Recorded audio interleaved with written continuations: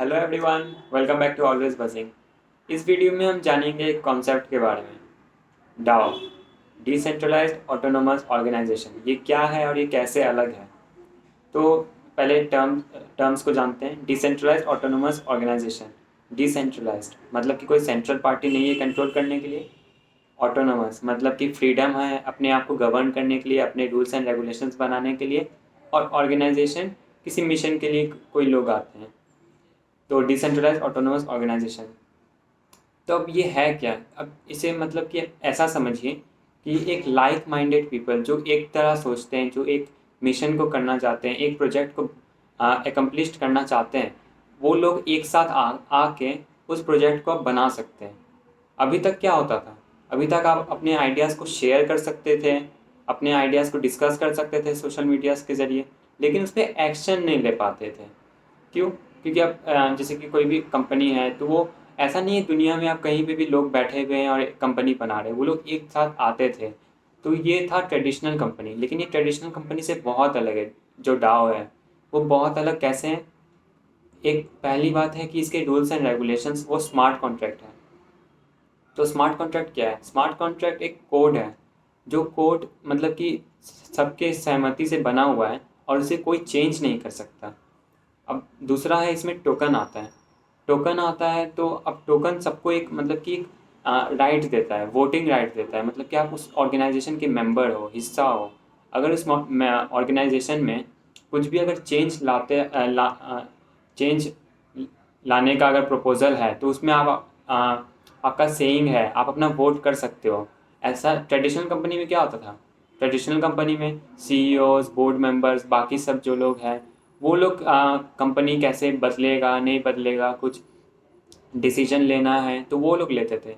लेकिन जो डाओ है उसमें पूरे सभी लोग मिल के लेते हैं और पूरा वोटिंग राइट है, और ये पूरा ट्रांसपेरेंट है क्योंकि ये ब्लॉकचेन पे बेस्ड है। और कोई भी अगर डिसीजन अपना वोट दे रहा है तो वो बिल्कुल मतलब निश्चिंत है कि इसके रूल्स एंड रेगुलेशंस नहीं बदलेंगे क्योंकि ये ब्लॉकचेन पे बेस्ड है, स्मार्ट कॉन्ट्रैक्ट है। तो अब इसमें तीन चीज़ हुए, एक था स्मार्ट कॉन्ट्रैक्ट, एक था टोकन। अब टोकन का भी एक बहुत इम्पोर्टेंस है। क्यों? क्योंकि वो एक इंसेंटिव देता है लोगों को काम करने के लिए। अगर मान लीजिए एक डाओ है तो सब तो चाहेंगे कुछ ना कुछ काम करने के लिए। सब काम करना है तो अब सबको एक मतलब कि रिवॉर्ड सिस्टम, तो वो रिवॉर्ड टोकन है। समझे आप? तो वो रिवॉर्ड टोकन है। आपको आप काम कीजिए, आप जो भी मिशन है, सबको कुछ ना कुछ रिस्पॉन्सिबिलिटी मिलेगी। तो अब उस अगर आप काम कर देते हो तो आपको ऑटोमेटिकली यहाँ जितने टोकन प्री डिटरमाइंड होंगे, डिसाइडेड होगा, उतना टोकन आपको मिल जाएगा। और उस टोकन और इस टोकन से आप क्या कर सकते हो? इस टोकन से आपको हो सकता है वैल्यू आगे बढ़े। जैसे कि जैसे जैसे ऑर्गेनाइजेशन बड़ा होगा, ऑर्गेनाइजेशन का इम्पोर्टेंस ज़्यादा होगा समय के साथ, तो वैसे वैसे उस टोकन का वैल्यू ज़्यादा होगा। अगर आप चाहते हैं कि आप ऑर्गेनाइजेशन छोड़ दे तो उस टोकन को बेच के आप निकल भी सकते हो। तो ये एक डाओ एक बहुत ही अभी के टाइम में बहुत एक अच्छा कॉन्सेप्ट है किसी भी मिशन को, प्रोजेक्ट को एकम्प्लिश करने के लिए। दुनिया में आप कहीं पे भी रहते रहते कर सकते हो। तो इसमें तीन चीज़ें हम लोग जो जाने, स्मार्ट कॉन्ट्रैक्ट जो कि एक कोड है, दूसरा है टोकन जो इंसेंटिव देता है, और तीसरा है वोटिंग राइट। अगर उस ऑर्गेनाइजेशन में अगर कुछ भी चेंज चाहिए तो ला सकते हैं। वोटिंग राइट आप ऐसा समझिए डेमोक्रेटिक सिस्टम। लेकिन इस वोटिंग राइट में जैसे डेमोक्रेटिक सिस्टम में भी एक है, वो है टाइम का। जैसे अगर मान लीजिए कोई कोड में कोई बग है, कोड में अगर बग है तो उस कोड को चेंज करना पड़ेगा। लेकिन चेंज करने के लिए करना क्या पड़ेगा? वोट लेना पड़ेगा सभी मेंबर्स से। और वोट अगर मेजोरिटी मतलब कि 51% या उससे ज़्यादा अगर आएगा तभी आप चेंज कर पाओगे। लेकिन उस बग को तब तक कोई ना कोई हैकर या कोई माल प्रैक्टिस कुछ हो सकता है, और वो एक हार्म कर सकता है ऑर्गेनाइजेशन को। तो यही था डाओ।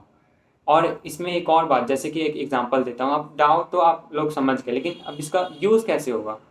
तो अब इसका यूज़ कहाँ हो सकता है? जैसे आप समझिए, एक एनएफटी है, ठीक है। एक एनएफटी मान लीजिए बहुत कोई रेयर एनएफटीज बहुत प्राइस के होते हैं, जैसे मान लीजिए 100 मिलियन या कुछ। तब उसमें आप एक ऑर्गेनाइजेशन है जो सिर्फ ऐसे एक्सपेंसिव और रेयर एनएफटीज को कलेक्ट करते हैं। तो आप क्या करोगे? आप उस ऑर्गेनाइजेशन के मेंबर हो तो क्या होगा, आप ईथर दोगे, ईथर या और कोई जो क्रिप्टो करेंसी है, आपको क्रिप्टो करेंसी दोगे, उसके बदले आपको टोकन मिलेगा उस ऑर्गेनाइजेशन का, उसके बदले आपको ऑर्गेनाइजेशन का टोकन मिलेगा, और जितने वो क्रिप्टो करेंसीज कलेक्ट होगा पूरा पूल बना के वो एनएफटीज को खरीदेंगे, और एनएफटी में आपका फ्रैक्शनल ओनरशिप होगा। आपका प्रोपोर्शनली आप जितना प्रोपोर्शनल के हिसाब से, आप प्रोपोर्शन के हिसाब से जितना क्रिप्टो करेंसी, जितना आपका डोनेशन होगा, जितना आपका हिस्सा होगा, उतना आपको उस एनएफटीज में उतना ही हिस्सा आपका होगा। और अगर वो ऑर्गेनाइजेशन फ्यूचर में उस एनएफटी को बेचती है, अगर प्रॉफिट मिलता है तो उतना प्रोपोर्शन के हिसाब से आपको वो प्रॉफिट मिलेगा। तो एक इसका ये हुआ एक यूज़ केस। दूसरा यूज़ केस है, मान लीजिए एक ऑर्गेनाइजेशन है, चैरिटी के लिए बना है, तो दुनिया भर से आप वो क्रिप्टो करेंसीज लेंगे, पैसा लेंगे, ठीक है। उस ऑर्गेनाइजेशन फिर क्या करेगा, टोकन देगा सबको।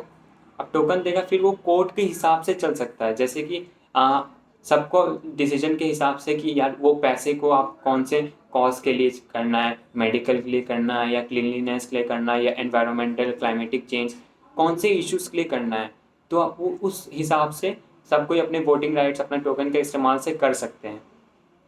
तो ये एक बहुत अच्छा है। और अच्छा क्यों है, क्योंकि अभी तक हम क्या करते थे, अपने आइडियाज़ को शेयर करते थे, डिस्कस करते थे, लेकिन एक्शन नहीं ले पाते थे। और ये डाओ इसीलिए है, डाओ एक्शन लेने के लिए बना है। तो आई होप आप सभी को समझ में आया होगा डाउस क्या है, डिसेंट्रलाइज्ड ऑटोनोमस ऑर्गेनाइजेशन, और वो कैसे एक अपने आप में एक फुली फंक्शनल कैसे सिस्टम बनाता है। अगर आपको ये समझ में आया डाओ क्या है तो इस वीडियो को लाइक ज़रूर कर देना, और ऐसे ही Web3 के और कॉन्सेप्ट्स, टेक्नोलॉजिकल कॉन्सेप्ट्स मैं आप सभी के साथ शेयर करता रहूँगा और बताता रहूँगा। Till then keep buzzing and keep learning and thank you for watching.